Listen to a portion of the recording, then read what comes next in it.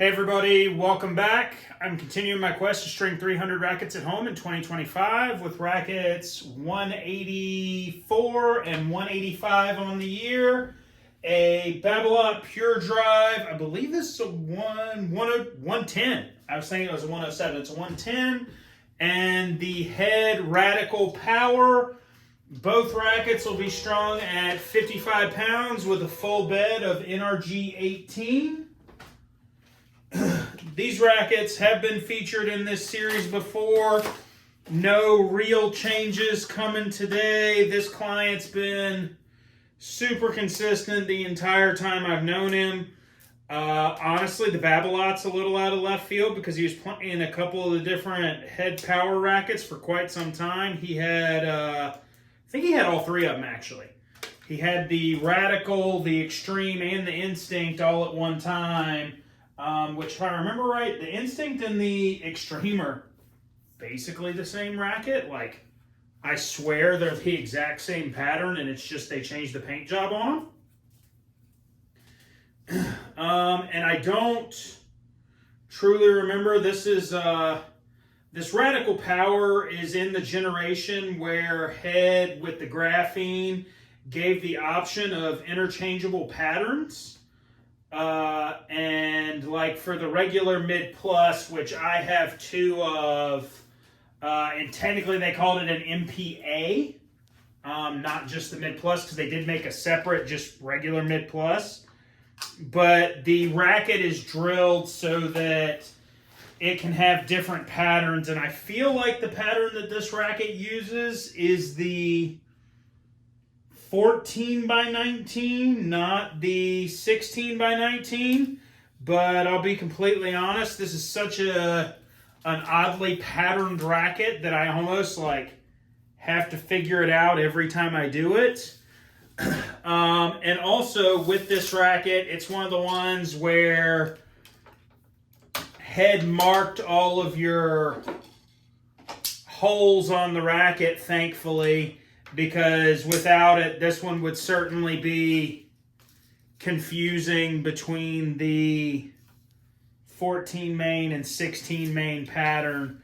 But other than the ability to do a couple different patterns on this racket, there's not a whole lot that's really difficult about it. It does have, and maybe it's the pattern, maybe it's just the way the racket is in general, it does have an oddly long run on the exterior mains if you string it like you normally would and you go just inside to out on your mains. But one of the things that I do with this racket is I do what is commonly in the industry termed a Yonex loop, because you do it at the bottom of a Yonex racket to move the cross tie off up the side of the frame so that you have somewhere to go without creating a long run on the outside. I do the same thing on this racket, except I do it on the mains.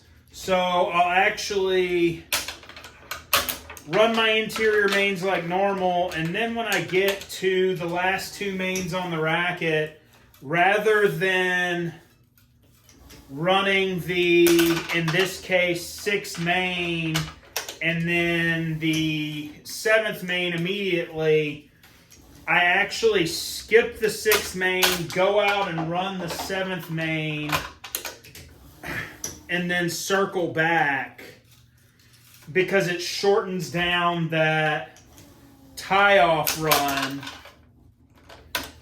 which is going to lead to a little bit better tension stability, because this racket with the oversized and the fan pattern and all that comes with it, and then you add in the super open pattern, you end up way off in left field running the traditional pattern on this racket like you normally would, where you just go from one main to another. So you can see I've got 2, 4, 5 mains here, and then actually this is a share This is a share either way. And then down here, this one is actually a share. So what I'll do is I'll actually loop all the way around to that last outside main. And then I'll come back up through on this 6th main here to get a shorter run to my tie off here. So you're going to go all the way out and around. And one of the things that I'm going to do when I do this is kind of hold it down with my nail to try to get the string to set towards the bottom of the frame so that I can create a nice stack when I'm done. But you're going to go all the way out to your 7th main, which on this racket is super, super far out here on the edge. And then you'll loop back to the 6th main, and you'll pull that 6th main at knot tension. And then you go to your tie off here. And with this being an 18 gauge multi-filament and it being so thin in this racket, I typically tie Parnell knots on this racket, just to give the knots a little more bulk so that they don't slip as far into the frame. And then, as I've said before, with these head rackets that have the tie-off markers, you can use those to determine your tail length and to practice cutting nice symmetrical tails every time. So 5th main here, and I'll show you what I'm talking about on this loop out. All right, so I've got my 5 mains run on this side. Unlock this here. And this last main hole is way off over here on the edge, just way out to the outside. So I'll come down here, and then I'll come down and put it through where it belongs. This is what would be your 7th main. So this is actually this main. Pull tension on it. And then I'll loop back through what should have been this 6th main here. So coming back, this is your soft string right now. And then I'll pull knot tension on that string.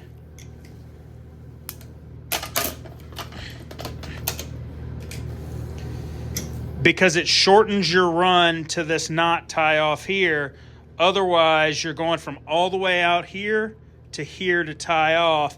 And that's just not ideal. It's not ideal to have such a long run to tie off at any point, particularly one that's that long. I mean, that's got to be 3.5, 4 inches long. That's a heck of a designed run from a manufacturer.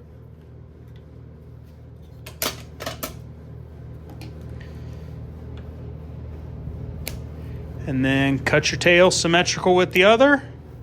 And we're off and running. Now it's just crosses on racket number 184 on the year.